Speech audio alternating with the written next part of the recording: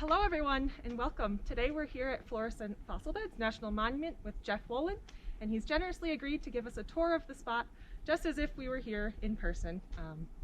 So he's going to be talking to us a little bit about the history of Florissant, climate change, and also some of the National Park Service's climate adaptation efforts. So with that, here's Jeff Wolin. Thank you so much.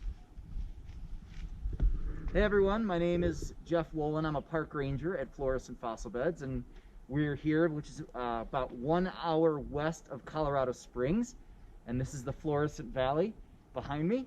So this is part of the national park system. In our country, we have 419 national park units, and you may be familiar with many of them, like Rocky Mountain and Yellowstone.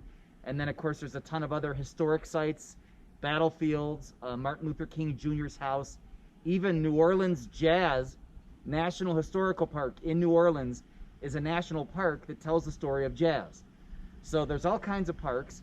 Florissant Fossil Beds was set aside because of the fossils that are out in this valley.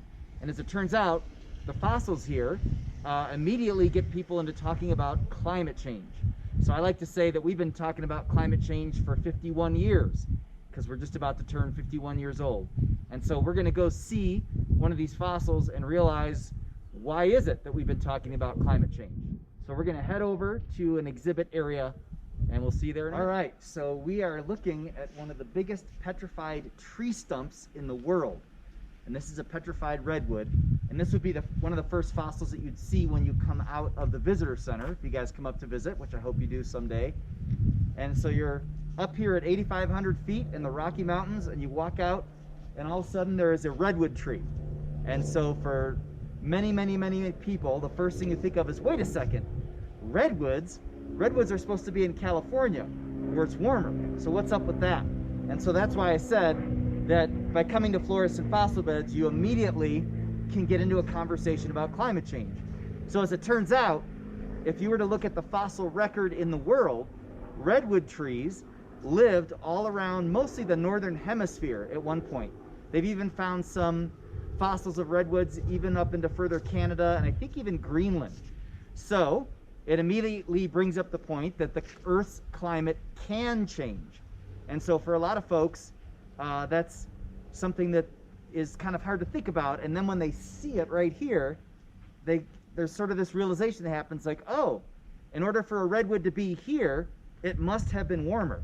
Let alone the fact that we found tsetse fly fossils, which today live in subtropical Africa, and we found lots of other fossils that right offhand you'd think, oh, wait a second, if that thing lived here at Florissant, it must have been a little bit warmer. So we're going to go on to the next shelter, and we'll talk a little bit about what we've learned about the ancient climate.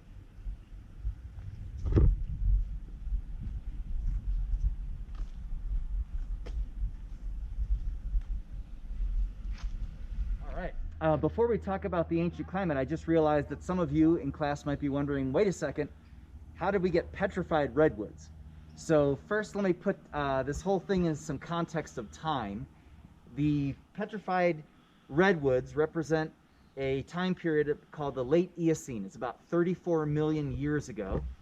So this would be after dinosaurs. Most of the dinosaurs had gone extinct, after the Rocky Mountains had uplifted, but before the Ice Age. And as it turns out, the Eocene was a very warm time in Earth's history.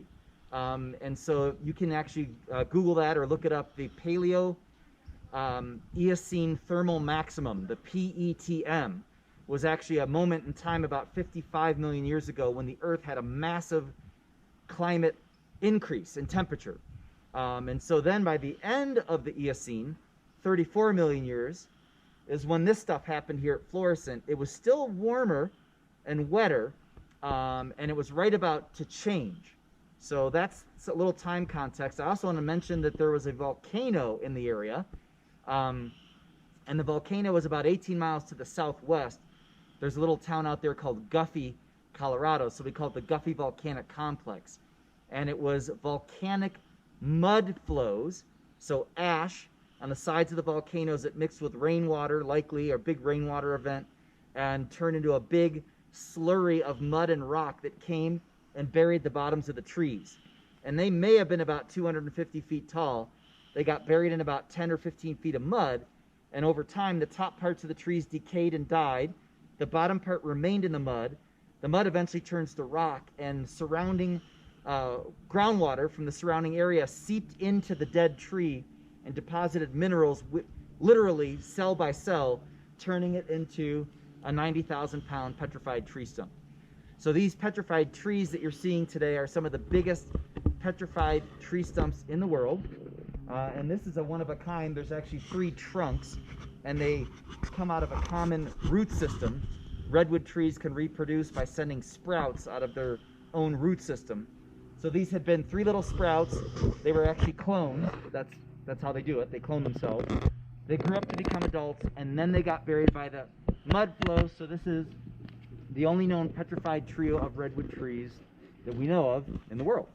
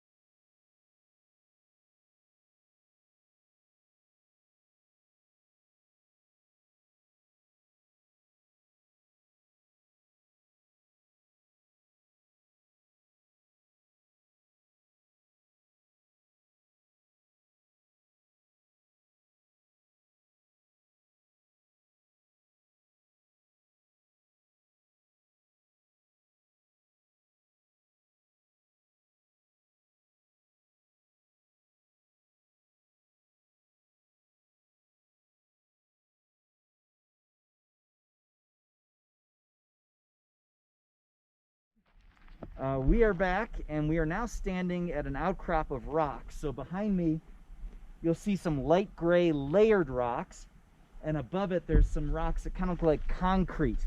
They've got other rocks in them. It's actually a conglomerate. And the light gray layered rocks is called shale. And what the shale represents is the bottom of a lake. And if we can scan the camera out here, looking out into this meadow, we found out, if you could imagine filling this meadow, all the grassy areas in the lower part of this valley with water, and make it go 6 miles in one direction and 6 miles in the other, there was an ancient lake like that here. And we found the evidence for that in the rocks. And so the light gray layered rocks that you had seen on the side of this hill represent the bottom of the lake. And we found lots of fossils here. So we found actually one of the richest fossil deposits in the world, and many of those fossils are found in these light gray layered rocks. And they'd have to be, in order to see them, you'd have to be a scientist. You'd have to dig into these rocks and pull them out and split them open, which we do occasionally. We have a full-time paleobotanist here. So for over 140 years, scientists have been looking through this shale, and again, they recognize that it's the bottom of the lake. And what had happened was you had a warmer, temperate climate, lots of insects, lots of life thriving around it. Things would fall in the lake, end up at the bottom, and they'd get buried by accumulating layers of ash and clay and even dead slime, diatoms, which is kind of an algae. And all these layers would form at the bottom of the lake, and they'd compress and form that rock. And so over the years, 140 years, we found about 1,800 different species. So again, it's one of the richest fossil deposits in the world. But back to climate change, why is that important? Well, a lot of these are plants.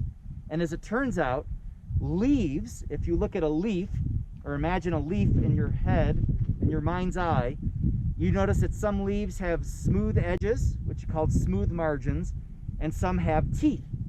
You may have noticed that just in life. And as it turns out, there's a very mathematical and scientific approach where you can actually go to any forest in the world or any place and take samples, scientific samples of leaves, and look at their edges and do mathematical equations, and you can actually end up with the mean annual temperature, like the year-long average temperature of any place in the world. And so you can do that today in 2020, and as it turns out, if you've got thousands of fossils of leaves and take a scientific sample of that, you can do the same thing and figure out the mean annual temperature of ancient Florissant, which turns out to be about the temperature of San Francisco today, modern San Francisco. So about 55 degrees mean annual temperature. And so we can look at that, and then we can look at other fossil areas, and you can actually, what we've actually found is that right after this time period, when this ancient lake was here and the stumps were here, there was a massive cooling of the earth at the end of the Eocene going into the Oligocene. And a lot of scientists attribute that to, think of the bottom of the earth, and you have Antarctica, and it was starting to become really separated from the other continents and started to grow ice caps, and there were these cold water currents that really circulated through the whole world and cooled things down. It was one of the main contributors to that.